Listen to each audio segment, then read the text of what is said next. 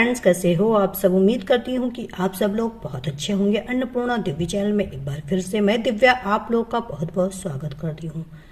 दोस्तों, हमारे चैनल पे आपको जेठानी देरानी सास बहू की कहानियां सुनने को मिलती हैं।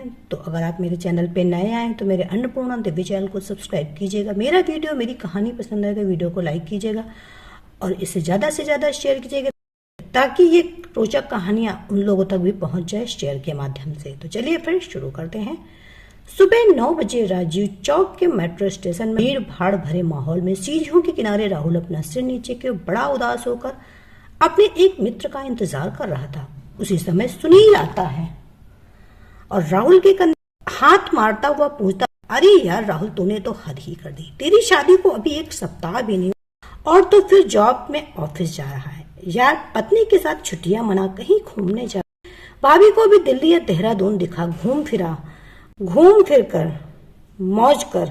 सुनील बोला जा रहा था, लेकिन राहुल था कि अपना सिर उठा ही नहीं रहा था। यह देखकर सुनील ने गंभीर होकर पूछा, यार सब कुछ ठीक तो है ना? तू ऐसा उदास क्यों दिख रहा है? राहुल तब भी चुपचाप था। यह देखकर सुनील ने, तबीयत तो ठीक है ना? और भाभी, यार तू बोलता क्यों नहीं? घर में सब ठीक तो है ना? राहुल ने गहरी सांसें लेकर धीरे से बुदबुदाते हुए बोला, यार बहुत बड़ी गलती हो गई। अनीता मेरे जैसे नहीं, वो मॉडर्न नहीं है, गांव की है, अच्छी अंग्रेजी नहीं जानती। उसका रहन सहन, उसका स्वभाव, यार हमेशा बाइबल पढ़ना, हमेशा प्रार्थना और प्रभु प्रभु कहना, यार ये भी कोई जिंदगी है? 3 दिन में ही परेशान हो गया हूँ, गले की हड्डी हो गई हूँ मेरे लिए। मेरी तो जैसे जिंदगी ही बर्बाद हो गई। सुनील ने कहा, अरे तू भी तो क्रिश्चियन है ना? हाँ हूं तो सही, लेकिन हम लोग बड़े दिन में और ईस्टर्न आदि में ही चर्च जाते हैं। यार हर समय बाइबल की बातें और सब कुछ दिखावा मुझे बिल्कुल अच्छा नहीं लगता है। लगता है जैसे मैं अपने घर में नहीं किसी चर्च में रह रहा हूँ। सुनील ने दिलासा दिलाते हुए कहा, सब ठीक हो जाएगा यार, कुछ समय दे भाभी को, नई है, दिल्ली में सब कुछ सीख जाएगी। राहुल ने बात काटते हुए कहा, चल ऑफिस देर हो रही है।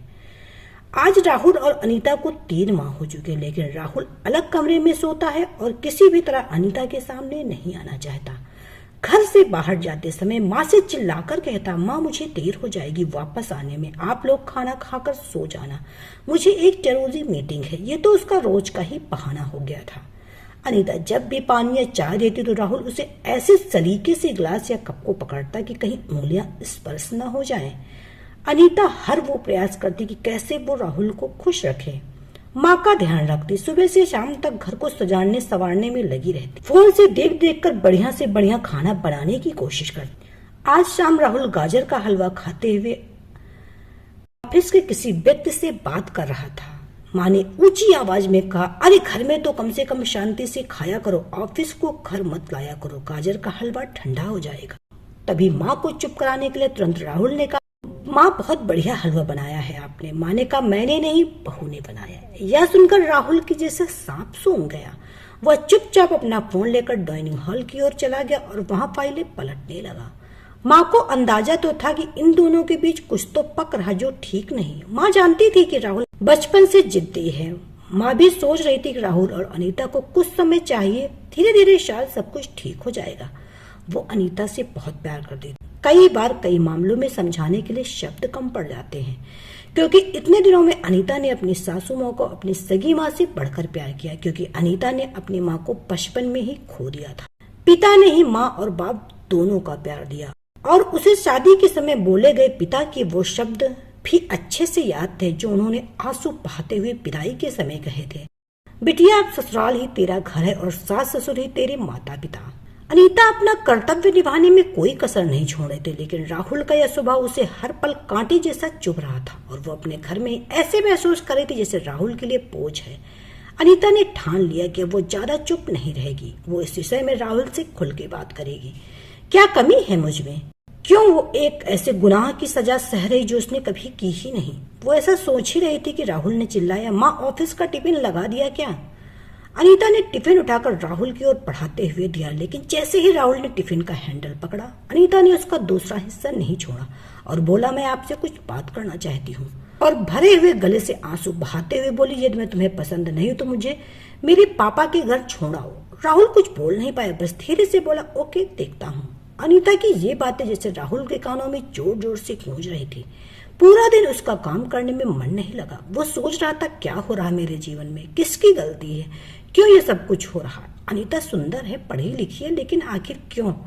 जो भी हो अंदर से कहीं लग रहा चलो अच्छा है, बात टली, वो अपने घर चली जाएगी, कुछ दिनों बाद तलाक, आज के पेपर तैयार करवा लूंगा, वो भी किसी और से शादी कर सकती और मैं भी आजाद।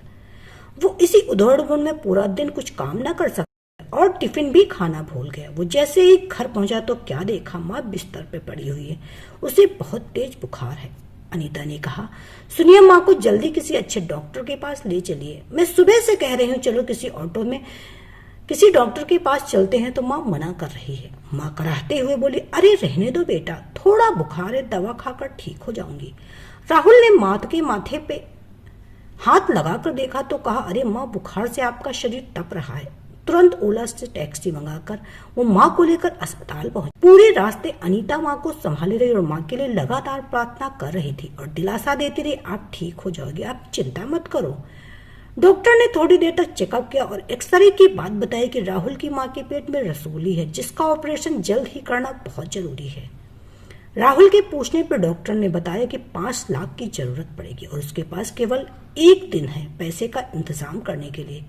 यह सुनकर राहुल के डर के मारे हाथ पैर कांपने लगे। वो सोचने लगा, अभी शादी के समय ही तो कर्ज लिया था, दोस्तों को पार्टी देने में उसकी सारी जमा पूंजी भी चली गई थी। लेकिन वो अस्पताल से बाहर जिसे भी हो सकता था फोन लगाना शुरू किया। सभी दोस्तों ने कुछ न कुछ बहाना बनाकर और दुख जताकर फोन रख दी। उसने ऑफिस में फोन किया, वहां से भी मालिक ने कहा, देखो राहुल, लॉकडाउन के बाद वैसे भी हमारी कंपनी लॉस में चले और आप पहले भी एडवांस ले चुके हैं, सॉरी हम आपको कोई मदद नहीं कर सकते। राहुल पूरे 2 दिन तक पैसों के इंतजाम में जहां जा सकता था वहां गया, लेकिन उस निराशा ही हाथ लगी। अंत में उसे लगा मुझे डॉक्टर से कुछ और मोहलत लेनी चाहिए। वो डॉक्टर के पास गया और कहा, यदि हो सके तो 2 या 3 दिन बाद ऑपरेशन हो तो कहीं न कहीं से लेकर वो 2-3 दिन में घर के पेपर गिरवी रखकर पैसों का इंतजाम कर लेगा। थका हुआ वो अस्पताल पहुंचा और सीधे डॉक्टर के केबिन में जाकर डॉक्टर के पैरों को पकड़ते हुए बोला, सर मुझे 2-3 दिन का और वक्त दे दीजिए, आपका सारा पैसा दे दूंगा और ऑपरेशन के भी पैसे दे दूंगा,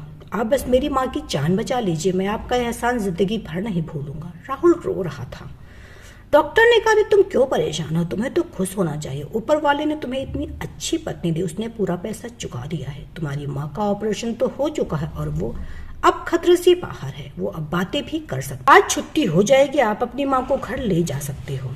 राहुल को सुनकर यकीन नहीं हो, वो दौड़ा और लेडीज वार्ड में जा पहुंचा तो देखा माँ बिस्तर के पीछे टिकी हुई बैठी और अनीता उनके पैरों को हल्के हल्के से दबा रही थी। राहुल को आज अपना कद अनीता के सामने बहुत छोटा लग रहा था। वो भी माँ के पैरों के पास जाकर बोला, माँ कैसी हो। तभी नर्स ने कहा, इन्हें थैंक यू बोलो, ये आपकी पत्नी है क्या, इन्होंने रात दिन सेवा की और पूरी रात जीसस से प्रार्थना की इनके जीवन के लिए। राहुल अनीता से नजरें नहीं मिला पा रहा था, फिर क्या नीचे देखते हुए बोला, अनीता कहाँ से इंतजाम हुआ इतना पैसों। अनीता ने कहा, मेरे पास कुछ पैसे जमा थे जो मैंने गांव में बच्चों को ट्यूशन पढ़ाकर कमाए थे और कुछ जेवर थे उन्हें बेचकर। माँ ने धीरे धीरे आंखें खोलकर बुदबुदाते हुए बोली, बेटा यह मेरी बेटी से बढ़कर, और अनीता का हाथ राहुल के हाथ में रखते हुए बोली, मैं तुम दोनों को हमेशा खुश देखना चाहती हूँ। राहुल की आंखों में पश्चाताप के आंसू अनीता के हाथों में गिर रहे थे। तो दोस्तों ये कहानी आपको कैसी लगी, उम्मीद है कि जरूर पसंद। वीडियो थोड़ा सा भी कहानी थोड़ी सी भी पसंद आए तो वीडियो को लाइक शेयर कीजिएगा, चैनल पे पहली बार आए तो चैनल को सब्सक्राइब कीजिएगा। तो चलिए फिर मिलते हैं नेक्स्ट वीडियो में, तब तक के लिए bye bye. Subscribe now and press the bell icon. Never miss an update.